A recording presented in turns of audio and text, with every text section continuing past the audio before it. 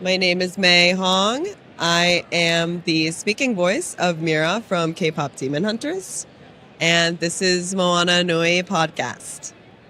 Signing off. Happy fans. Do it with me. Happy fans. Happy Hon.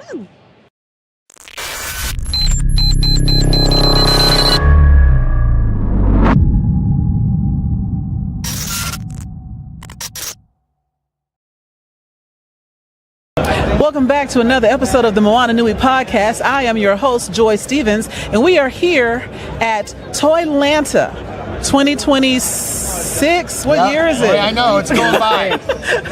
And I want to let you both introduce yourselves. My name is Kelly with Oddfrog Entertainment. And my name is Eddie Edmosillo, co-founder of Oddfrog Entertainment. And so, Oddfrog, I am interested in your origin story. How did y'all end up here? So, both of us have been to design school, art school. We met at a community college. Both of us were taking a sculpture class because we didn't know we both liked toys. And we kind of found each other in that class because we were sculpting similar things. And so we just became friends after that. And then both of us ended up going from community college to Otis College of Art and Design, where they have a product design course there that's it's about toys. So you have to take child psychology and learn safety and materials. But that's where we really, all of this kind of started, was, him and I talking about what it would look like to do our own toy company. We both worked in the industry. I worked for Mattel for a couple years, but we really wanted to do our own stuff. And, a couple years ago, we saw an opportunity to design a car for another company, and they ended up kind of just disappearing. So we just did it ourselves, thinking it would be not that hard. Yeah, please do. But yeah, that got us here. Our car's finally going into production, so it's been a long road. I love that. Out there that follows us knows. It kind of mimics Sony PlayStation background. Like, they made it for somebody else, and they're like, nah. It's like, we do it ourselves. Yeah. And look what happened with I forgot all about that with Sony PlayStation. That's interesting. But and I loved his sculpts. He loved my sculpts. So it's just, You mentioned that you both sculpted similar things. Is this an example? So at this point with our company, we're doing sculpting and design work for other companies too. Okay. So with Bonner, we have all this opportunity to work with these other great companies. So Eddie, you want to tell them about this stuff? Yeah, so with David Vonner, our project manager, he has contacts all over the toy industry. So he's allowed us to connect with various licenses. And so we're working with Chuck E. Cheese and Bolairs, Eric Larson, developing Savage Dragon, which is Malcolm Dragon's son. Okay. We're working with El Dragoon character, which is Mega J Retro, and Danny Green, helping them prototype. And then these are art characters for our upcoming Oddfrog Entertainment book.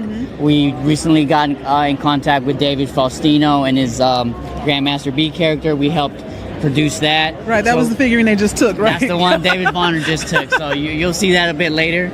But yeah, we have a conglomerate of things and various licenses that we're working with and helping them produce their prototypes, their design work. As you guys also saw, the pirates on this side, we did the sculpt work, the design work on all that as well. It's an amazing stuff. Thank you. So,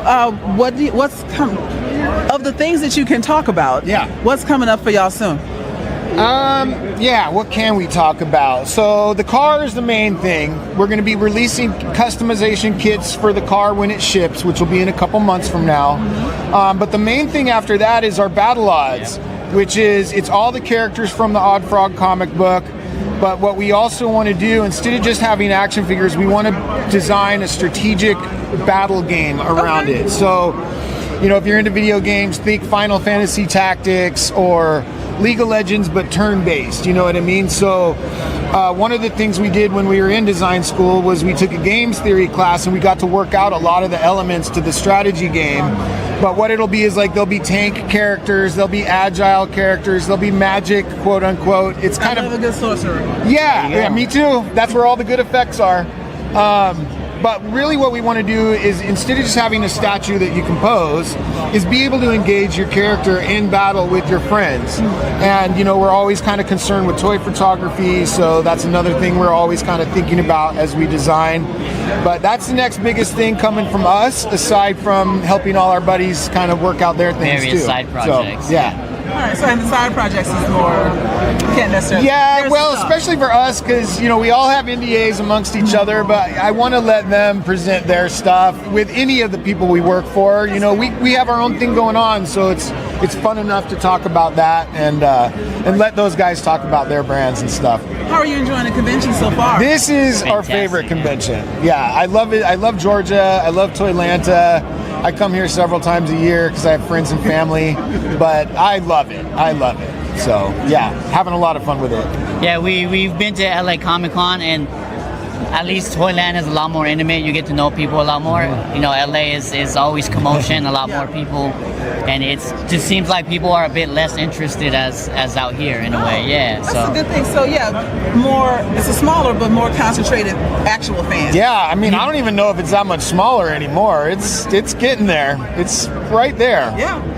But just the whole atmosphere is friendlier, and LA, it's nice, but it's got a big name recognition. But if you're a vendor and you have to go there, it's just like you're paying out of pocket for air, essentially. So I love Toylanta. For us, it's like our home show is how I feel about it. So yeah, it's a lot of fun. Now, of all the characters you've created, what is your personal favorite? Well, for me, it's the Oddfrog. I've had this character for 25 years. Yeah. I named my business after it, thinking we would never do a comic book or a figure, and now I'm like, locked into being able to do it. But yeah, he's my favorite. I love the giraffe centaur just because she's so different. And then, yeah, I love this one because of the paint job that Eddie's son did.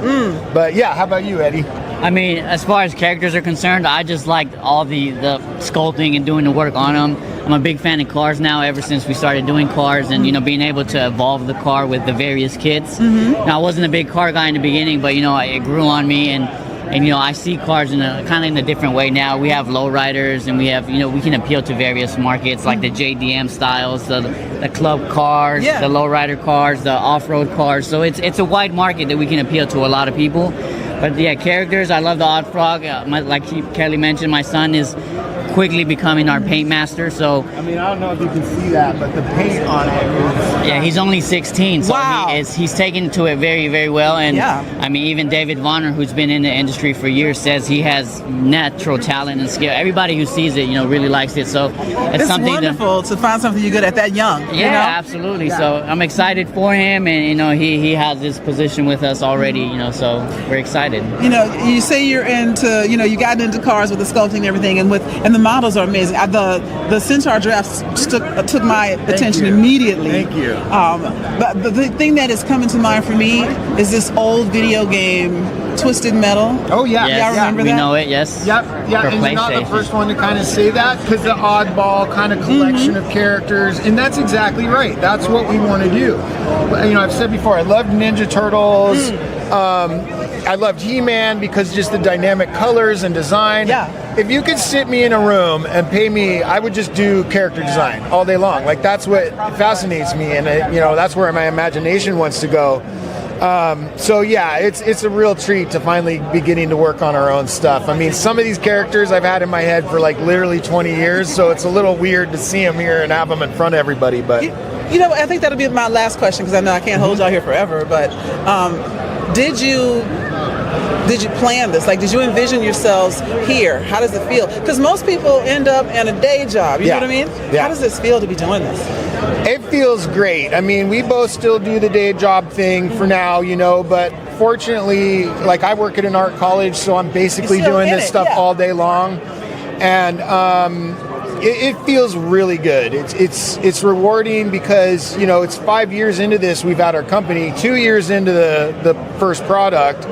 So to finally be doing it, it's really rewarding. And I was telling my brother the other day, 20 years ago, we were sitting at my kitchen table making this idea, and now, it's here, and it's quite a feeling. So yeah, it's awesome. I love it.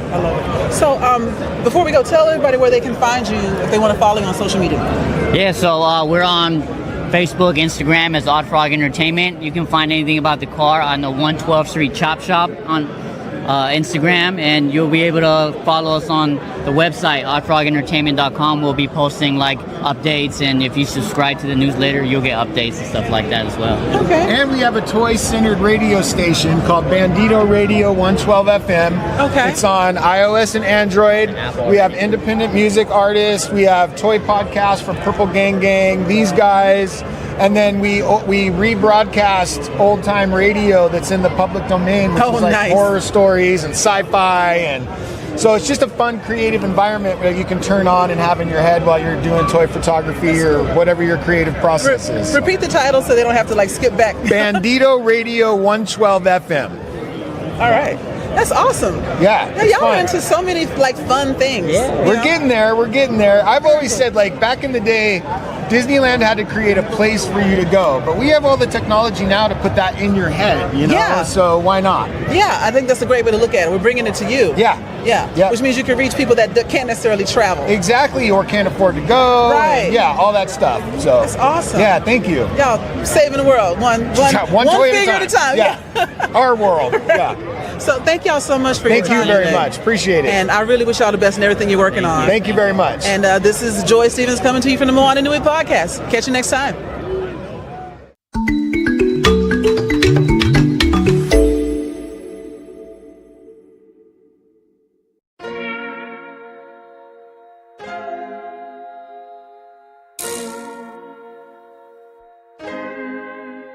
So many stories left to tell, even if we have to ourselves. Can't keep history on the shelf. If they won't tell it, we will. If this the land of the free, it was a freedom then. When they annexed Hawaii and called it Cedar Lands, without any type of payment and no signing off, called themselves a republic in 1894.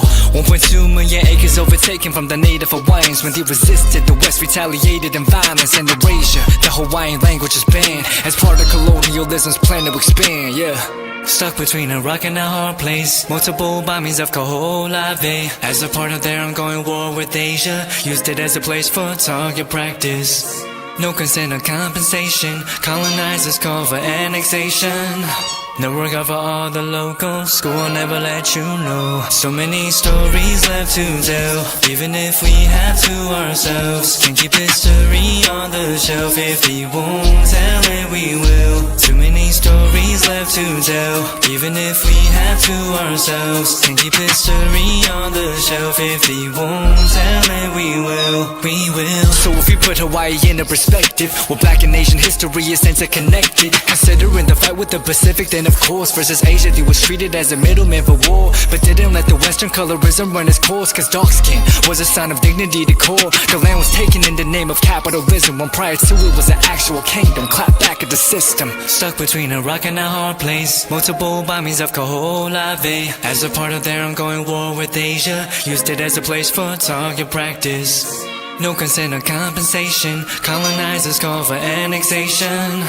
No work out for all the locals. School will never let you know. So many stories left to tell, even if we have to ourselves. Can't keep history on the shelf. If they won't tell it, we will. Too many stories left to tell, even if we have to ourselves. Can't keep history on the shelf. If they won't tell it, we will. So many stories left to tell, even if we have to ourselves. Can't keep history on the shelf. If they won't tell it, we will. Too many stories left to tell, even if we have to ourselves. Can't keep history on the shelf. If they won't tell it, we will.